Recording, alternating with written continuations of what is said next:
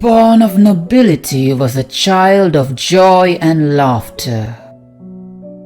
Destined she was to lead a life of peace and fulfillment. Yet fate is cruel, as is time impartial. The once lively girl would be left with no other choice but to embark on a journey that would rob her of the innocence she once held dear. As she lay before the deathbed of her mother, she was no longer little Ayaka. Instead, she was Kamisato Ayaka, the Shirasagi Himegimi of the Kamisato clan of Inazuma.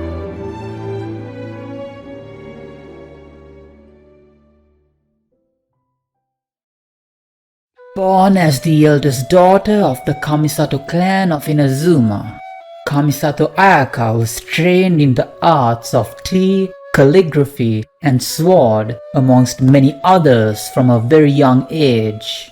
Her tutors would praise her talent and tout her achievements.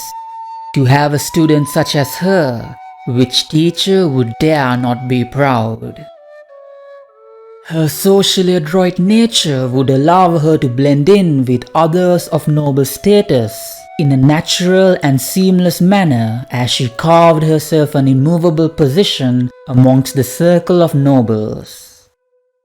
Yet, despite all the halos that surround the Shirasagi Himegimi of Inazuma, few are aware of the struggles, blood, sweat and tears experienced in order for her to stand where she does today.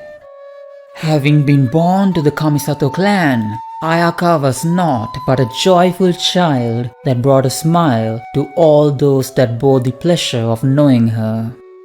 She would enjoy spending time playing temari, often dragging her parents and brother into the game as well. Unbeknownst to many, little Ayaka was not gifted in either the blade nor the four arts, as many who know her today would praise her for. Instead, little Ayaka enjoyed spending time with her family, playing around and having fun, as any normal girl her age would. Unfortunately, these days would not last for too long.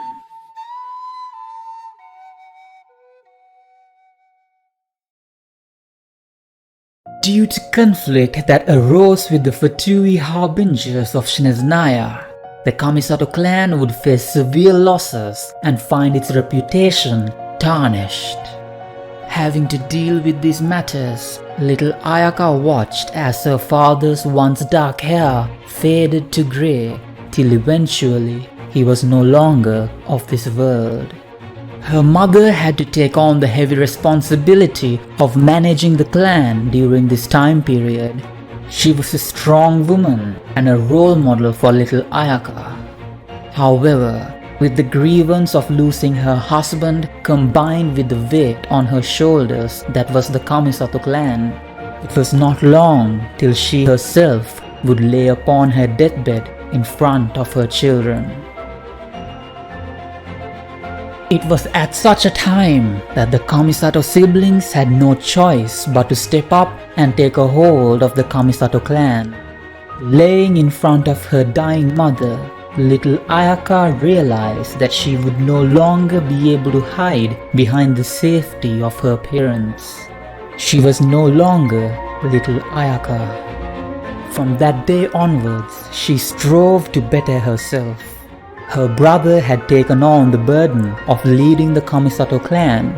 As such, the least she could do was to live up to the image of what a noble woman of the Kamisato clan should be. She would once again pick up her long disused sword arts and poetry, both staples of nobility. As she was not preternaturally gifted in such things as many had assumed, she struggled to memorize poetry, write elegantly, or brandish her sword. However, this would not make her cower. A poem she failed to memorize would be memorized another 50 times. A poorly written word would be rewritten another 50 times. A sword technique not polished to her satisfaction would be repeated till it could improve no further. None may deflect a swing that has been practiced 1,000 times. Words of guidance once uttered by her late mother, one she would remember forever.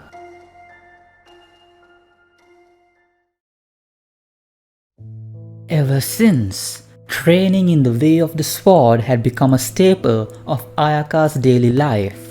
One particular day when she defeated an enemy with a single slash, as icy flowers began to condense around her, she would discover, attached to the tip of the blade of her sword, a vision of Cryo hanging ever so silently. None may deflect a swing that has been practiced 1,000 times indeed, and even the gods may thus be moved. Having grown up such a way, the Kamisato siblings would eventually divide up the work of managing the clan amongst each other.